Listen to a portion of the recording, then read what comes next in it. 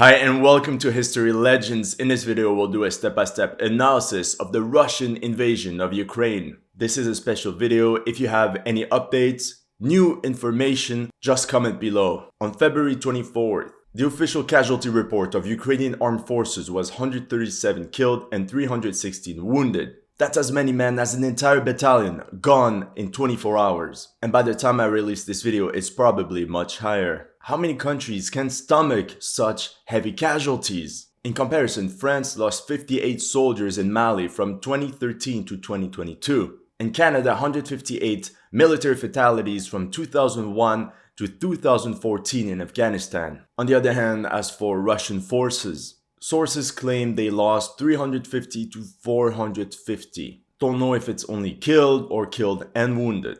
It might be as high as 1,000 total casualties by the time this video is released. And both sides have captured a number of enemy soldiers. Either way, this shows us how deadly modern warfare can be. And there's also the story of this Ukrainian fighter pilot nicknamed the Ghost of Kiev. Piloting a MiG-29, he reportedly downed 6 Russian aircraft. That would make him the first ace of the 21st century, and an ace in a day, which did not happen since the Indo-Pakistani War of 1965 with Mohammad Mahmoud Alam. Now before we talk about military operations, let's have a little introduction about this entire crisis. Were we shocked that Russia would launch an offensive? Not really. I even made a TikTok about it on February 13th. Basically, peak freeze was to be achieved on February 15th. Ideal for tanks. But then Russia couldn't start its offensive before the end of the Olympic Games in China. This is why I said in my video that military operations would start shortly after February 21st.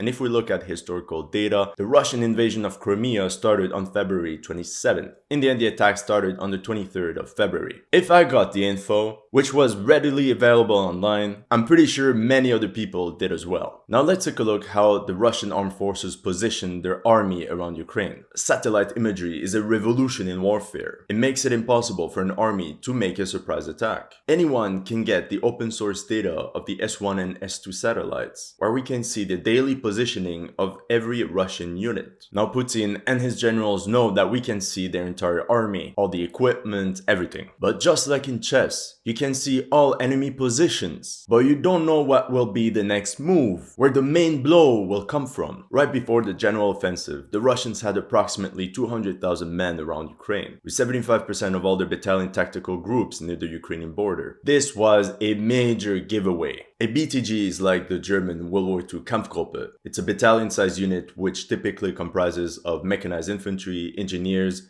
air defense units, artillery, and some tanks. The Russians separated the forces on 4 main fronts. In Belarus, just north of the capital city Kiev, on the axis Kharkov-Belgorod, in Donbas, and lastly in Crimea. Naturally, for the Russians, the goal is to win a quick war, kind of similar to the Israelis during the 6 Days War. A short and decisive blow. US intelligence analysis believed the attack would start with a massive missile barrage and airstrikes that would destroy communication centers, ammo dumps, and especially the Ukrainian Air Force. Everything on day 1. This would be followed by a gradual push to take over the remaining areas of Donbas and Luhansk Oblast. And only then the other fronts would move. It's interesting because this is kind of what the Americans might have done if they had been in Russian shoes. But of course, this is just hypothetical. Now, because of this, Ukrainian forces, numbering about 200,000 men as well, seem to have concentrated their forces in 2 regions, in the Kharkov-Donbas region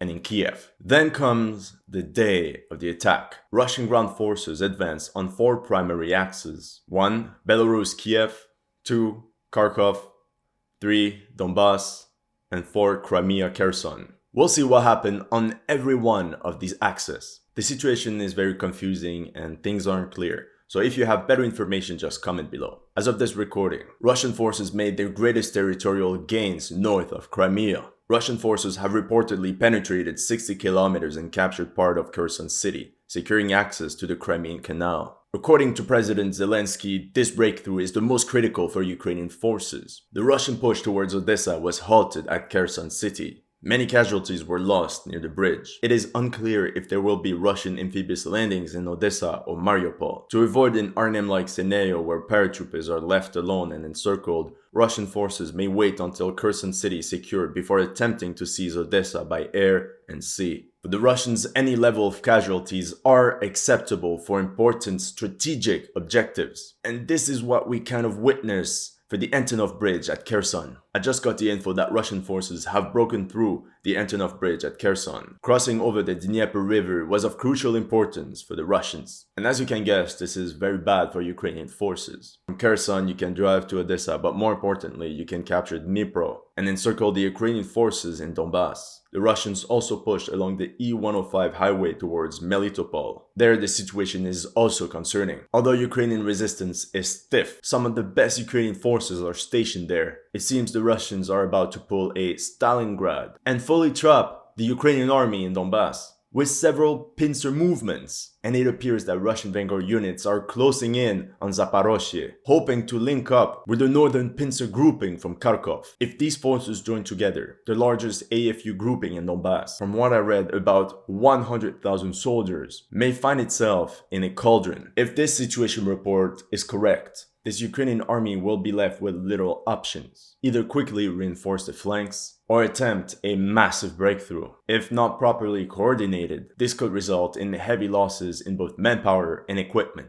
The other alternative would be the capture of nearly 100,000 Ukrainian soldiers, which would have immense political consequences for Ukraine. Belarus-Kiev axis. Russian forces in Belarus are moving in towards Kiev along both banks of the Dnieper River. Their objective is to isolate the capital city, Kiev. This encirclement maneuver cut off the Kiev-Zhytomyr highway, and Russian forces have successfully secured the Chernobyl exclusion zone. But the most important news is that they have successfully captured the Antonov airport at Hostomel. The battle for the airport is very confusing. To avoid a scenario like the British in Crete in 1941, Ukrainian forces needed to capture this airport at all costs. The more they wait, the more Russian units will be airlifted right next to Kiev. According to Ukrainian sources, a lot of counterattacks were launched to capture the airport, and some of them might have been successful. What happened is, allegedly the Russians dropped a vanguard of 200 paratroopers on the airport, and somehow they managed to hold out against many Ukrainian counterattacks. Allegedly at nightfall, the remaining paratroopers of the brigade were brought in, alongside mechanized elements in massive aircraft. Apparently dozens and dozens of Russian helicopters have attacked the airport to secure the area, once and for all. Once that was done, at this time, Russian elements have now entered the northern part of Kiev in the Obolon district. Now, due to the lack of Russian vehicles and videos around Kiev, it could be that these units are the ones from the airport, and their goal would be to tie down Ukrainian defenses, while they wait for the critical reinforcements from Chernobyl.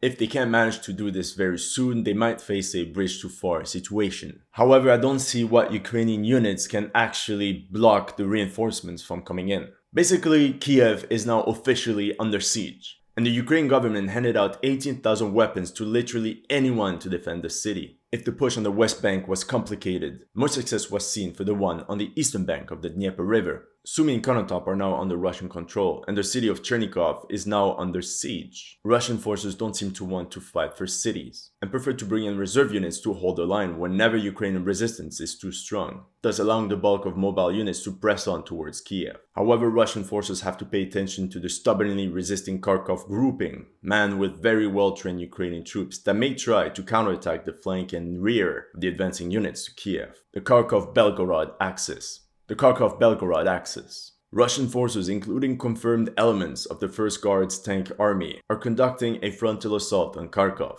Allegedly, they face some of the best units of the Ukrainian army, and Russian losses are high.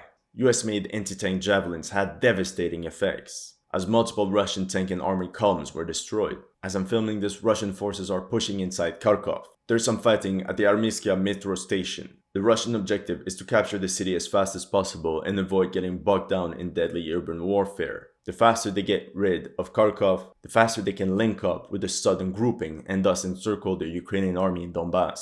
The Donbas axis. As of now, no breakthroughs have been recorded. Russian and DPR forces attempted to push towards Mariupol. However, minefields have halted their progression. In many cases, once a Russian vehicle hits a mine, that unit immediately comes under artillery fire and suffers many casualties. Russian forces then tried to flank the Donbas fortified line through Luhansk. However, this flanking maneuver was slow, as Ukrainian forces launched multiple counterattacks. It seems the Russian army simply wants to hold the line in Donbas in an attempt to tie down as many Ukrainian forces as possible and let the pincer movements do the bulk of the work. In the latest news, in the afternoon of February 25, Mariupol was attacked from both the Crimean and Donbas fronts, with assault infantry columns ready for a general offensive. The task is difficult because of the high concentration of civilians in urban areas. At the same time, joint forces of Donbas, Luhansk, and Russia have apparently broken through the fortified Ukrainian line in Donbas near Volnovaha. The elite 53rd Ukraine Brigade is trying to repel the attack. What can we conclude from all this? After the first battles, it is almost certain that Russia has been facing greater resistance from Ukrainian forces than anticipated, and casualty reports prove that Ukrainian forces are fighting tooth and nail. At the same time, it remains unclear how much of its total strength the Russian military has committed at this time. For example, the Ukrainian Air Force has not yet been destroyed.